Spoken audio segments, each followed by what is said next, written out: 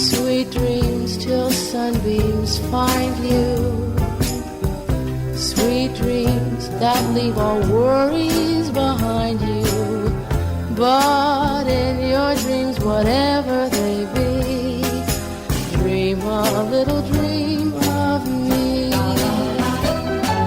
Good morning. You are listening to KSQD Santa Cruz, K-Squid 90.7 FM, streaming live at ksqd.org. I am Katherine Bell, and this is the Dream Journal, a weekly show where we explore the healing powers of your nighttime dreams through conversations with dream experts and with you.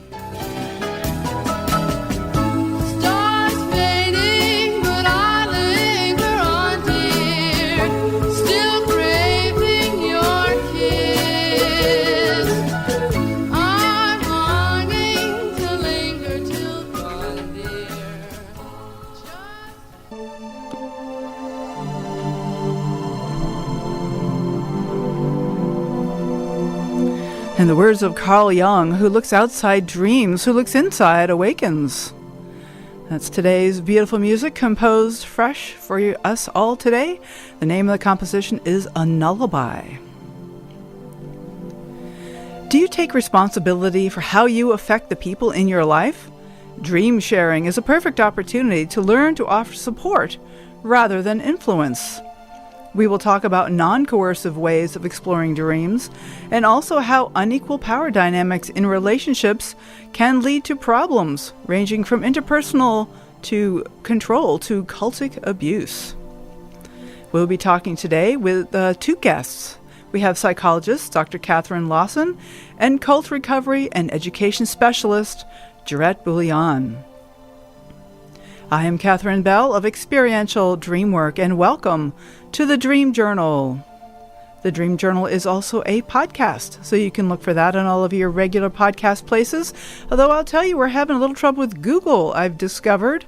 For some time now, we have not been uploading to Google, but we've made some corrections on our site, and so hopefully that'll be available soon on Google, but certainly iTunes, Stitcher, Spotify, all those places you can find the Dream Journal. We have a bright pink logo, which I hope you will look for. You can also go to the webpage of the K-Squid site, ksqd.org/the-dream-journal.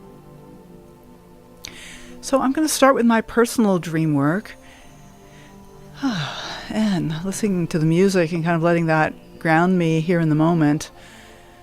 Well, the piece that I've been exploring is this dream I had where there's I am helping this young school teacher that I'm kind of her assistant in some way, and she's like young and enthusiastic, and she has a bunch of elementary school age kids, like 6, 7, 8, and she's new in the school, and she has this plan to create a space station, and that all these kids are going to build it with her, and that we're going to go up to the space station and explore other worlds from this launching off point. And I am helping out with this process. And there's something that's really, I just laughing because I had never thought of it in this context, but there's something about this radio show that reminds me of this dream that I feel like I'm kind of assisting in, and people blasting off and exploring a new world, the world of their dreams. There's many other meanings that this dream has. It changes going on in my life that I'm nervous about, but excited about too. And I feel like I have this assistant of this lovely and enthusiastic young teacher. It's kind of an anima figure, if you're like the Jungian term, that there's this female who is really helping me, and I feel really connected to her. We have a scene where we're sleeping in a hotel, and I have like a little bed next to hers, almost like I'm the kid, and she's the teacher. So there's some way that I feel like I get to be a kid in this show when I talk to all my fabulous guests and get calls from you guys. And it is just such a treat to be here and feel really supported and blasting off to other worlds. Like, who knows what's coming next. So we will be inviting call-ins during the last 20 minutes of the show, but you can email us at any time at onair@ksqd.org. That's ONAIR at ksqd.org. So Rick Kleffel here is manning the board, which I'm grateful for, and he will be checking emails, and you can send us an email anytime. And in about half an hour, I'll be opening up the phones for call-ins. So we have two guests today. Let me say hello first to Katherine Lawson. Dr. Lawson, hello. Hi, Katherine. So glad. Nice to hear your voice. Oh, good. Good to have you on the air show. And I'd like to say also hello to Gerette Buglion. Hello there, Katherine, and hello, listeners. I'm delighted to be here today. Wonderful. So Katherine and Gerette and I have been talking quite a bit about dream ethics, ethical dream sharing. So I'm very excited to have three of us on the show today to talk about this very important topic. So let me give you a little background. Both of these people, by the way, have had shows already on their own on the Dream Journal, and I will have links to that on the episode page. And so we're going to go right into dream ethics, but let me give you their background first. Dr. Katherine Lawson has an MA in counseling psychotherapy from Pacifica and has her doctorate from Saybrook University in mind-body medicine with a specialty in integrative mental health. She is a therapist who has studied extensively with Robert Bosnak and is a certified embodied imagination practitioner. She recently released a book, Dream Work for Growth and Healing, a guided dream journal, and we'll probably have Katherine back on the air in a month or two to talk specifically about her new book. Gerette Buglion is an author of An Everyday Cult, a memoir which shows how her innocent quest for meaning left her open to manipulation by a controlling dream teacher. Gerette's current work is in cult recovery and education. Her signature writing course, called Writing to Reckon, offers a safe space for cult survivors to share their stories. She is a founding collaborator of the hashtag #IGotOut movement, whose mission is to encourage people who have experienced cultic abuse to tell their stories. So Gerette has two web pages, GeretteBuglion.com, and Dr. Katherine Lawson has a webpage, DreamsHeal.com. So, Katherine and Gerette, welcome. Yay. Yay. Here we are. Okay, well, let's go right to how we influence each other. The word ethics is kind of this abstract things like, what is ethics? It has a kind of philosophical connotation which feels really remote. But for me, what I mean by ethics is, how do we influence each other, and do we do it in a responsible manner? So I want to talk about this in the context of exploring dreams with other people. Dreams are very, very deep. They really come from a very deep part of who we are, and they, in my experience, are revealing kind of growth edges of where I am starting to change and where I'm open to change. And so this means that I can be open to a lot of different directions. And so there is a way that we can take advantage, or we can be taken advantage of, by people who want to influence us to say, oh, well, you're changing, so obviously you're changing in this direction. They kind of direct our thoughts in a certain way. And I think that Gerette and Katherine and I have been talking about the ideal of letting dreams speak for themselves versus asking leading questions. And why don't we start with Dr. Lawson? I wonder if you would like to say a little bit about your experience with letting dreams speak for themselves. Yeah, well, first of all, I just want to thank you both for bringing up this topic, because when I first heard Gerette speak on this topic, I really kind of got fired up. Mm-hmm. Because it really made me think about, one, the way I was trained in the ethics that I received when I was trained in my master's degree, about the ethics of psychotherapy, and then how those sort of apply or don't apply to dream work, because it's a different kind of training. In fact, there are so many different types of training for dream workers, and some dream workers aren't trained at all. That's true. Mm-hmm. And so the first thought that I had was, phew, I am so happy that the direction that I've taken with the dream work that I provide to people who come to me really hands over the power of the analysis of the dream to the dreamer. Because there is just like there is a power imbalance in psychotherapy, I think that there's probably one kind of built into the relationship between a dream worker and a dreamer. If the dream worker is providing analysis, in other words, kind of an upper hand or a final word, or yes. even just kind of pointing in a particular direction. I mean, some people are particularly receptive to direction. We all are kind of, hungry for resources at this point, aren't we? Absolutely. Yes, it's very true. And so you talk about letting the dreams speak for themselves. I wonder if you could say a little bit about that. What does that mean to you, Katherine?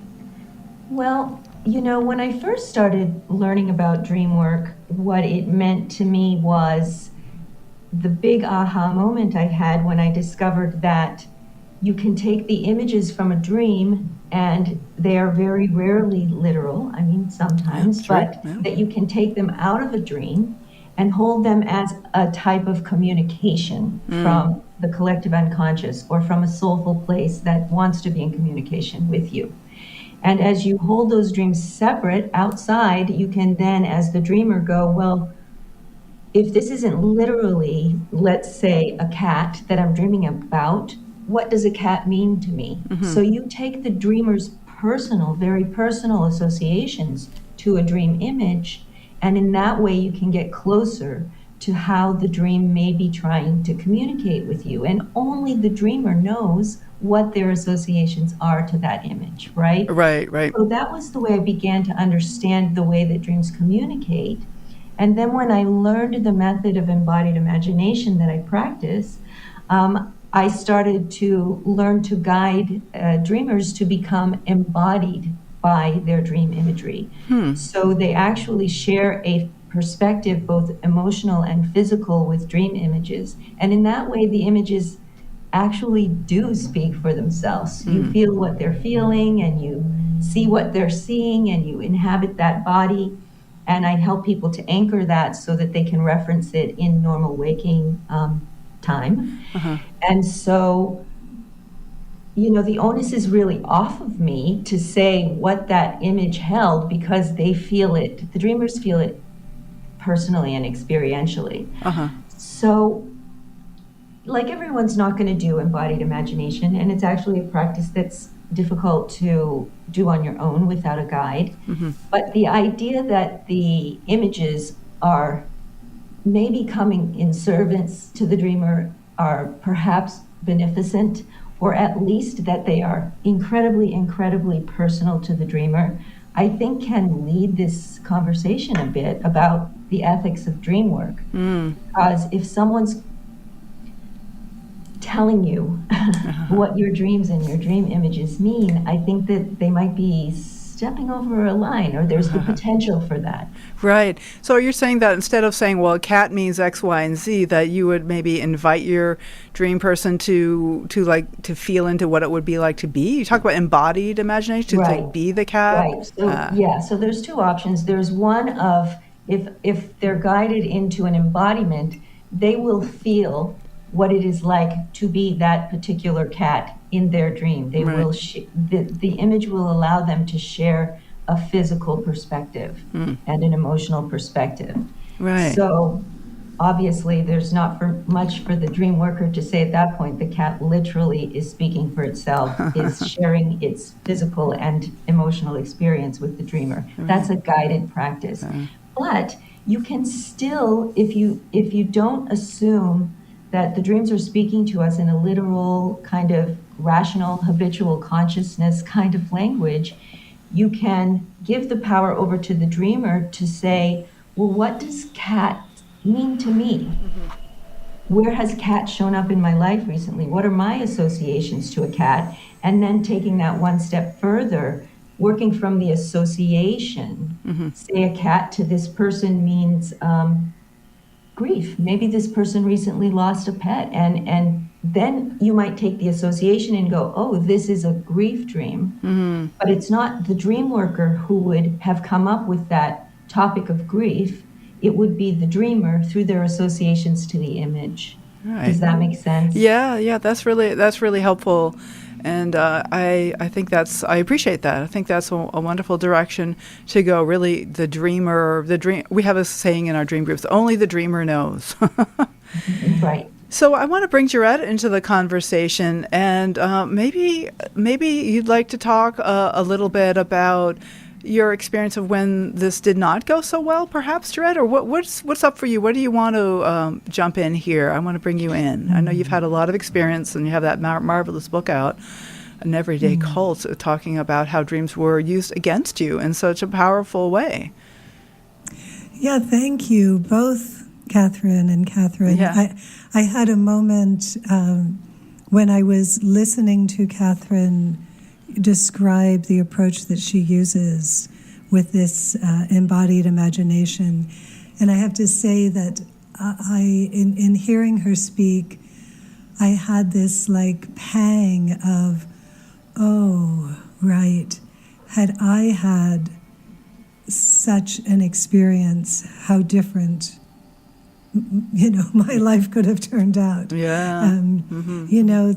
That something about, I think the word of emphasis here, I think, is really embodied.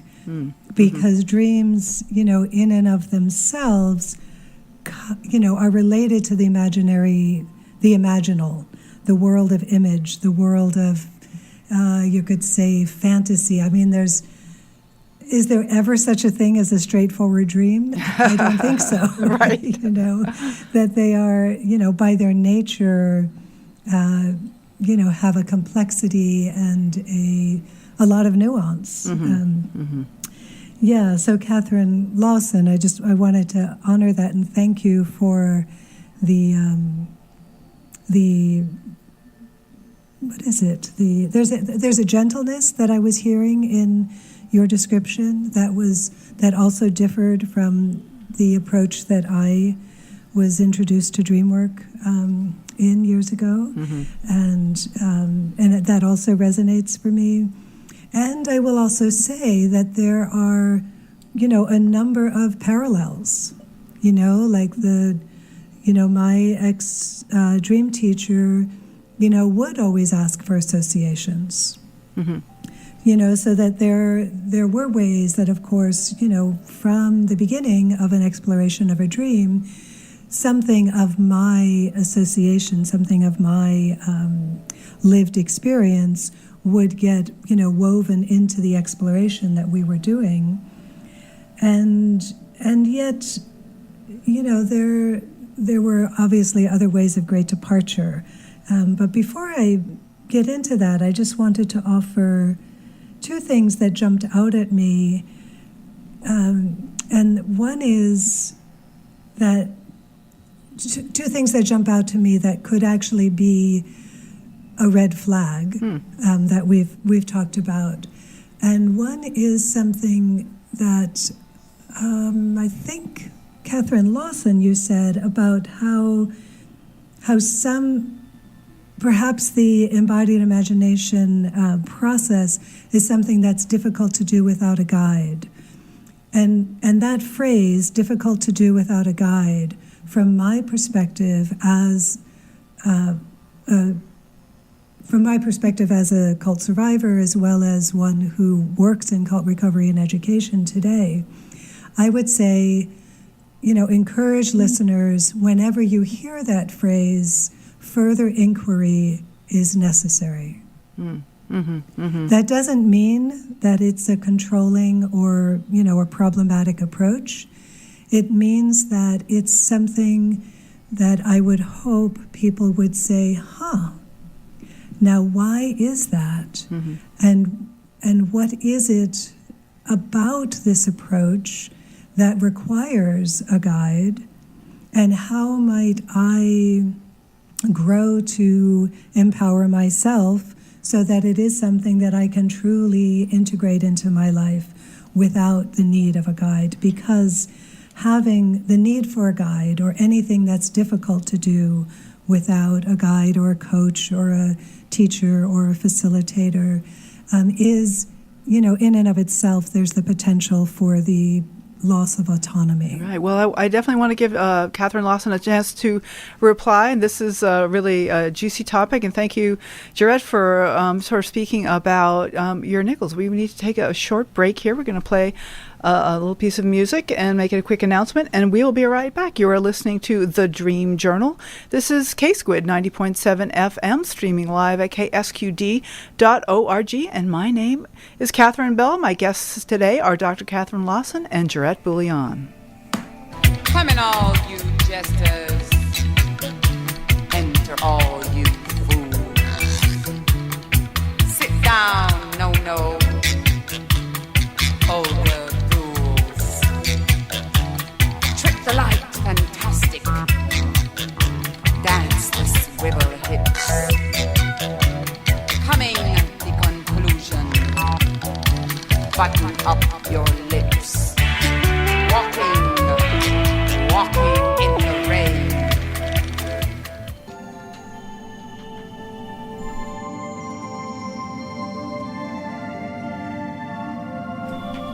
Hi, you are listening to The Dream Journal. My name is Katherine Bell. We have a topic of the ethics of dream sharing, and we have as our guests Gerette Buglion and Dr. Katherine Lawson. And Gerette is a cult recovery and a specialist, an education specialist, is very well known, very well trained, or very well familiar with certain red flags to look out for, and we're talking about the idea of embodied imagination or any dream work practice, which says that it's, the quote I believe is, it's difficult to do it without a facilitator. And Gerette's just holding the space of the question of what is that, what does that mean? Am I giving over too much of my power to the practitioner? And I'm very curious to hear Dr. Lawson's reply. Yes, well, I certainly can't argue that I think red flags are important to pay attention to, and that most definitely could be a red flag. The only way that I can reply with regard to the particular practice I was describing, embodied imagination, is that one thing that people can look out for is I went through a 3-year certification to become an embodied imagination practitioner.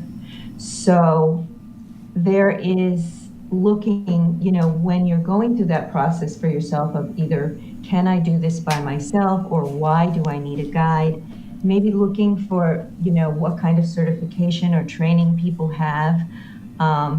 Is this person using dream work in conjunction with a practice as a psychotherapist? Because then they're held by a certain code of ethics as well. But I'll also say that, for maybe going on 10 years, I've been deeply trying to figure out how people could do the embodied imagination practice for themselves. And there are degrees to which people can. However, you would certainly have to learn that from someone. And the biggest piece about these embodied practices and sort of hosting your dream images and allowing yourself to be absorbed by them and all of these kinds of things is it's a real practice in getting your habitual consciousness to kind of step aside for new information. For that, for sure, you need the safest of containers. You need a relationship of some depth with the person who you're trusting to take you there. So, I think that it could be a red flag. I think that having a sort of red flag mentality when it comes to this kind of vulnerable work. Dream work is vulnerable work. Anyone who tells you anything else is, wow, I'm not sure that they're understanding it completely, because I view it as soulful, psychic, imaginal work where you're looking at the depths, and you're not going to do that with just anyone. That would be I do think it's valuable to remain open to red flags. And there's this word, I don't even know if it's a dictionary word, but I think of a niggle, like the word niggle, N-I-G-G-L-E. It says, do I have a niggle about something? And to pay attention to those niggles and be willing to speak about them and actually ask questions and bring them up. And That can be very vulnerable to say, this is a little uncomfortable for me. And to really ask, the person, whether it's a therapist or a teacher or even a friend, is I just don't feel quite comfortable here. And so this is maybe another name for a red flag. And I wonder if, Gerette, do you want to say a little bit more about red flags and paying attention to those niggles that can come up, and maybe give the listener some ideas of what to look for? Mm-hmm. Yeah, and I also really want to acknowledge what Katherine just shared in terms of the embodied imagination being a 3-year certification course. The teacher that I worked with for 18 years had no training, Zippo, nada. Mm-hmm. So talk about red flags. That is something to look at and query further. One of the things that can happen is that there can be a kind of, if somebody has been working with a certain teacher and they're having a positive experience, we just kind of go, okay, sure, I want to find out too. And that's a very natural, very common response that lead people to all kinds of beautiful things, as well as some things that are could become potentially harmful. So, red flags, stay aware of any training, certification. Mm-hmm. That by all means, that does not mean that someone who is trained and certified is not going to create harm. Right. That can also certainly happen. So I'd like to just jump in for a second and say that, because I totally agree with this. The training and certification is an important aspect, but it's not all that there is. I mean, one of the things that I find incredibly important is to be sure that my teacher is also being self-reflective, and they have places where they can be the student, where they are learning, and where they're doing their own deep work with somebody outside of the discipline even that they are teaching, and to be going through their own inquiry. That I think that's a very important thing for me, that my teachers are doing their own work. Exactly. I think that's very well said, Katherine. And perhaps we can, that brings to mind also another thing, which is whenever we are going to someone else for something, for help with our dreams, we enter into, just by its very nature, a power imbalance. Because we are, the person who is seeking help is entering into a relationship at a deficit to someone who knows more. Mm-hmm. And that in and of itself is, again, it's a perfectly natural thing. A child, doesn't learn to read and write without the help of someone who knows how to read and write first. That's true. A power differential can be a healthy, beautiful thing. Mm-hmm. Ideally, in a relationship that is truly equitable and supportive, there is transparency. Mm-hmm. Transparency about what you were just talking about, Katherine, about that the teacher is self-reflective, mm-hmm. that there is a process that has transparency, and I think it also helps to acknowledge the power differential, that it's there, that it's an inherent part of a client teacher, client therapist, client coach relationship. Mm-hmm. Mm. Katherine, maybe you'd like to jump in here. What has been your experience around this topic? Well, it is true. As I mentioned it earlier, it's very much like in psychotherapy. The power differential is there, and often people are seeking who come to dream work. And so it is really important to sort of acknowledge that, to offer back the power that the images of the dreams are very much specific to the dreamer. A dream worker has to decide whether they're going to analyze a dream for the dreamer. And I really believe that it's important to ask. I ask. And even when I ask, I don't ask if they want an analysis. I ask if they want to know my thoughts, if it was my dream or something that came up for me that I remembered that I know about them.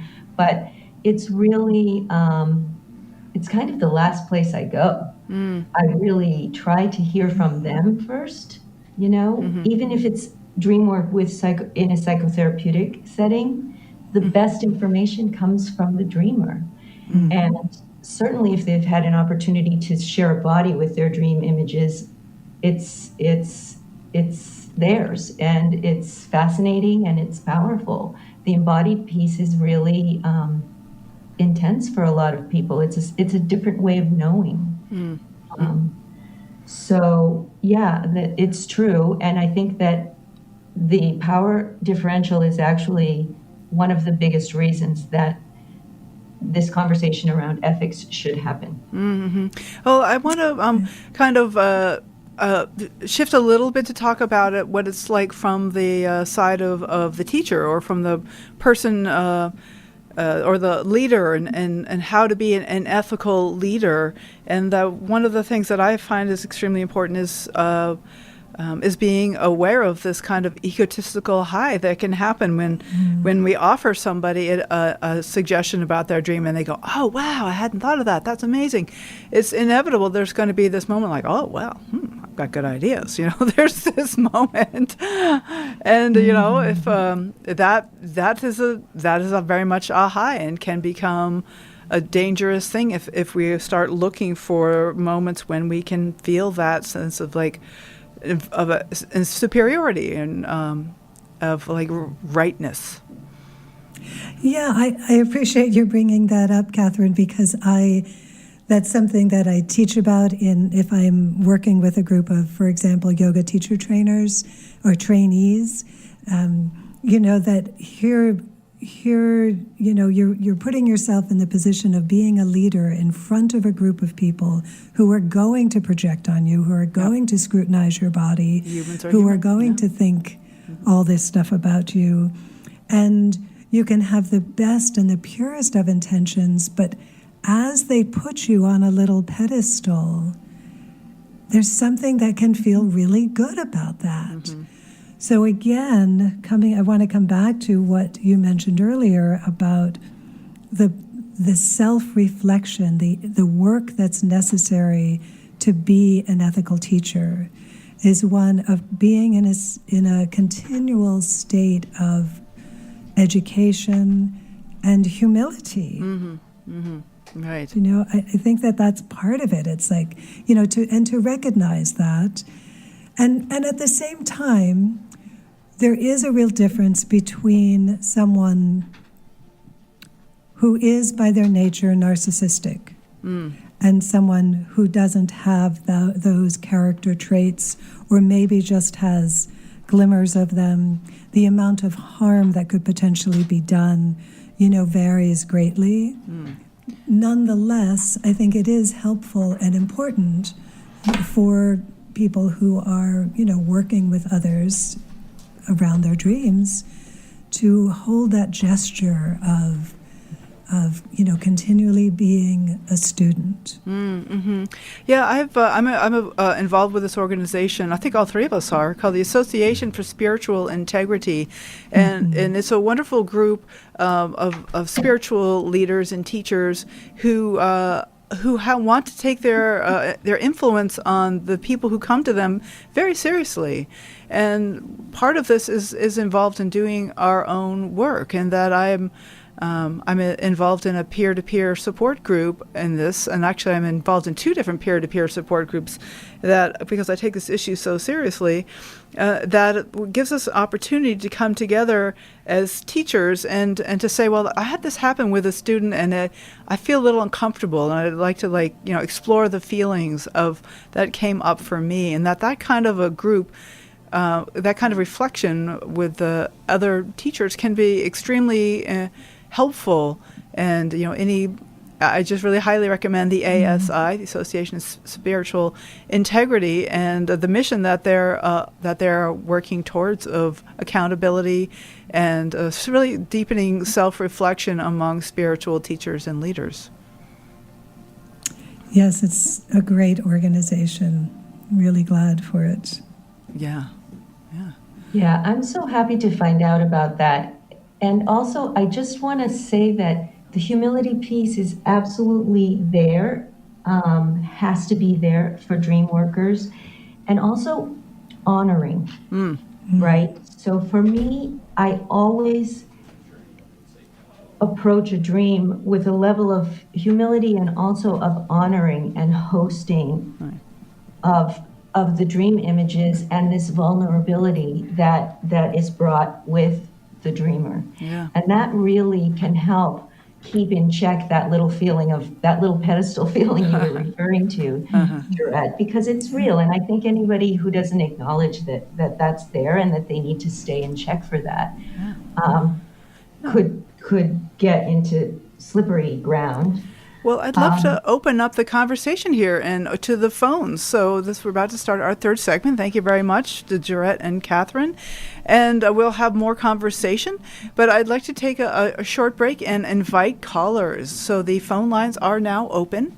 The line to call is 831-900-5773. We'd love to hear about your experiences around dream sharing, from either side of the equation, and or else you can share a dream that we can mull over. So the number to call again is 831-900-5773, and we'll put you on the air, or you can send an email to onair@ksqd.org. You're listening to the Dream Journal on the Squid, K-Squid 90.7 FM. There's a darkness upon you that's flooded in light.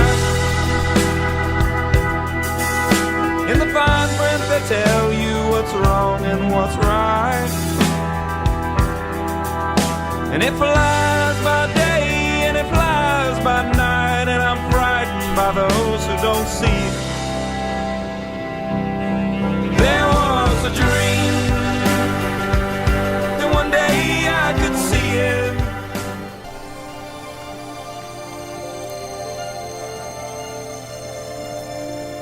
Okay, this is the Dream Journal. My name is Katherine Bell, and this is K-Squid 90.7 FM, streaming live at ksqd.org, and in the Santa Cruz area, 90.7 FM. This is a conversation about the ethics of dream sharing, and the phone lines are open. The number is 831-900-5773. So we have Katherine Lawson and Gerette Buglion. Hey, Katherine, there was something that was coming up for me just before the break. Oh, perfect. And that was, I really appreciated how Katherine Lawson earlier spoke about the need for safety. Yes. And safety is such a critical component, so I wanted to say that when we enter into these kinds of relationships to explore dreams that have such perhaps ephemeral or are so complex and nuanced, safety is so important. Yes, that was something that I really experienced as lacking. I didn't know it at the time. But what happened in the situation that I was involved in is that the excitement of learning new things allowed me to kind of just slough over the fact that safety was actually not present. So my enthusiasm and this this new material, this new way of looking at life, became kind of surpassed my own boundaries. So there was no attempt at safety and like asking you, do you feel safe here? Exactly, Yeah. or honoring where I was coming from. Right. Well, So, Gerette, thank you very much for that very important piece. I believe we have Jane on the line. Hello? Hi. Okay. Did I have your name right? Is it Jane? Yeah. Okay, Yeah, wonderful. thank And Gerette, can you hear, Gerette and Katherine, can you hear Jane? yes. Wonderful. Okay. Yay. Thank you for your persistence. I so appreciate you calling in. The callers are so valuable part of this show. What can we do for you today, Jane? Well, I have a question about, like, if you're a practitioner and you're helping somebody through a dream, or you're, how do you, if you get a client that you shouldn't be working with, like they just so desperately want to follow you and they don't want to be exploring their own thing, Yeah. how do you, as a practitioner, get out of that relationship safely? Ooh, very. Like, how do you, if you are an established dream worker and you don't have neurotic problems or whatever it was that they said, Yeah. what does it look like to hold your own boundaries? So you're saying, Jane, that if the person who wants to work with you is like put you way on a pedestal already, that you're that how do you get out of that relationship? Is that what you're saying? No, No. I'm asking, like, as a dream worker, Yeah. working with a client, like what would I be looking for? What would I be looking for, like as a warning sign? Yeah. Like, Okay. what clients don't you want to be working with? Yes, yes. And how do you stop working with them? Well, Katherine, maybe you'd like to answer that one from the psychologist's point of view as an embodied practitioner. What do you think? Yeah, that's a good question, actually, because there are going to be clients that you might want to refer for other kinds of work, because you are in such a vulnerable part of their lives. You're in their psyche, you're in sometimes their woundedness, and so I tend to be very direct. So if someone has, but I also, as I say, I've got 3 years of embodied imagination certification training. I've got 2 years, well, however many years it took me to finish the master, and I've got a doctorate. So, I'm kind of leaning onto things that I've done in the past, but that leads me to be quite direct and to say, the kinds of things that are coming up here, I feel might be better held by someone else. Have you considered speaking with a psychologist, for example? And I'll say that in the first session, if it shows up. I think that this is particularly important for a lot of people who are practicing dream work who have no training at all. And I think that as we work through what ethics looks like for dream workers, it might be valuable to have these kinds of red flags for if someone brings this up or that up, or is physically showing these signs as they go through dream work, or their affect is like this, or they're completely emotional or dysregulated. What do I do? Because you might be over your head. Well, not only that, is it okay if I just pipe in just briefly? Yeah, please, that'd be great. In addition to that, it's also possible that the client that has come for dream work might be a danger to themselves. And you can be in a position where you could even become liable for their self-harm or something. So it can be a really serious issue. In my book, I describe a situation where there's actually a suicide that takes place, and there's some ambiguity about the cause, and there was a lot of complexity there. So to really be careful about who you take on, and I speak about this from my perspective now of doing cult education work where I'm dealing with people who have extremely complex PTSD, and I'm not a therapist. Mm-hmm. So I always have my boundary of I am here to offer education. I can support people in their writing process, and I'm not a therapist. Mm-hmm. Mm-hmm. And really referring people to a therapist or a psychologist or psychiatric help. Having boundaries is very important. Right.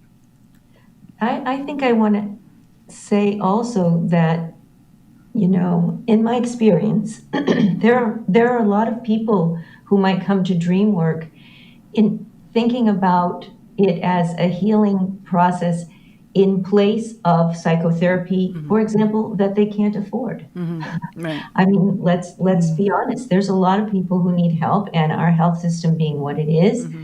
they can't find it. They might hope, maybe if my crazy repetitive dreams or nightmares are trying to show me something, this will stand in place, or, and that's terrible, mm-hmm. but it's true. That's where we are. And so it is important to realize that everything that Gerette just said, you could be endangering someone if you're not pointing them in the right direction, and that happens. People will come for dream work who need something more. So I want to bring Jane back into the conversation. I wonder if this is helpful, or if you have an example that you'd like to share with us that or some thoughts. What are your thoughts right now, Jane? Are you still there?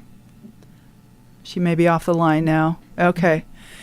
Well, I'm glad this is a rich conversation of how can a practitioner enforce those kind of boundaries, and how can they recognize when somebody is not appropriate for them. And I think, Katherine's approach of being really straightforward is really a good approach. And for me, that goes along with really explicitly recognizing the power differential in any kind of relationship where money changes hands.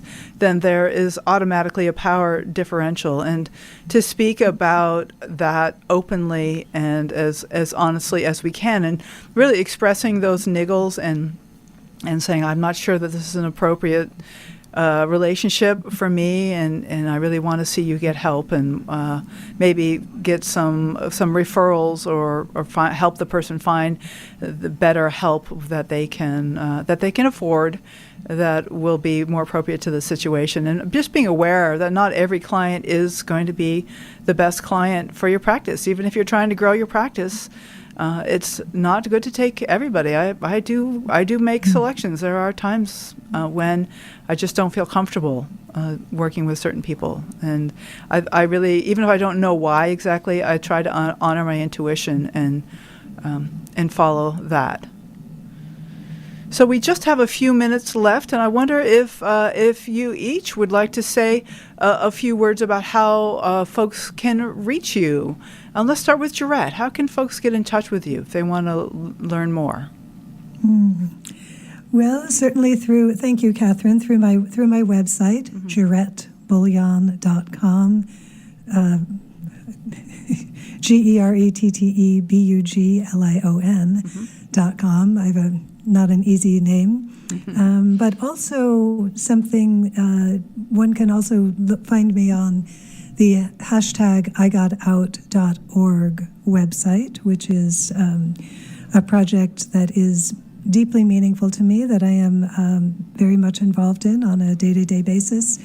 It's an opportunity for people to share their stories of any form of power over abuse that one has experienced. So if any listeners have experienced that and would like to share their story, you can go to the IGotOut.org website and reach out and share your story. Right. And there's also support for people there, too. Right.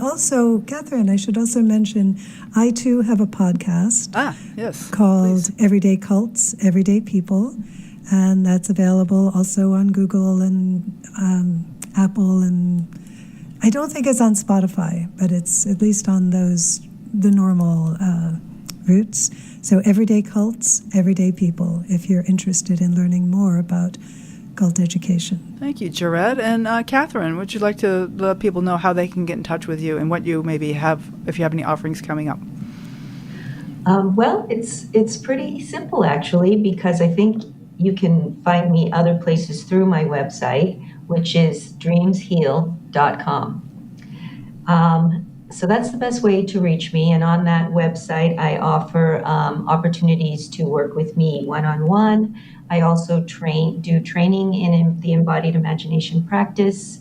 You can reach out to me through the website for information about that as well. I also do plant medicine integration using DreamWork methods, and that is also available. You can reach me or book a session about that on the website. Wonderful. Thank you so much. This is Dr. Katherine Lawson, Gerette Buglion. My name is Katherine Bell, and let's stay in touch and continue our conversation about the ethics of dream sharing. Thank you both. It was wonderful to be here with you. Great. Indeed. Yeah. Thank you both. All right. Take care. Bye now. So next week, tune in for a replay of a popular episode from October 2020 about Zen Buddhism and psychedelics with Tom Whalen, MD. You can listen to the live broadcast Saturday at 10 a.m. or catch the podcast replay, which, as always, will be released on the Monday following the show. Stars fading, but I linger on, dear, still craving your kiss. I am Katherine Bell, and this has been the Dream Journal. Thanks for listening. You can find out more about my dream coaching practice at experientialdreamwork.com. And you can email me at Katherine@ksqd.org. That's KATHERINE at ksqd.org. If you have a dream you're curious about, please contact me and I will sign you up for a free introductory dream consultation. Let's find out if it's going to be right for us. So thank you for everyone who has left a review on Apple Podcasts. I'm glad you're enjoying the show. Feel free to drop by and leave one of your own. I'd also like to thank my board operator, Rick Kleffel, and the music creator as well, Rick Kleffel. And on the phones today, hardworking Tony Risimano.